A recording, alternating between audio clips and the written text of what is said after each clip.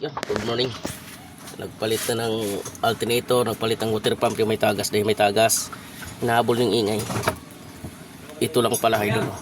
May kulang sila. Yan, ito hindi na napalitan.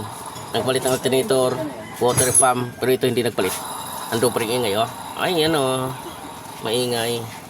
Parang giniling. Diba? Ang ingay. Ikutin natin. Walang kaingay-ingay. Mapalitan na natin. Bilis. Yan, oh. Yung mga kaidol, dapat yung hub nito, hub pulley, may clearance siya dito. Makikita mo. Yan. Makikita mo siya. May awang. Kaya nilagyan ko ng ilaw para masipat ko kung may clearance. Yan, oh. May kunting clearance. May kunting clearance. Hindi pwede kasing masyadong malayo. Hindi pwedeng masyadong dikit. Nasusunog.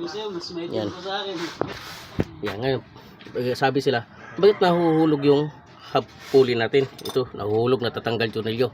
Yan.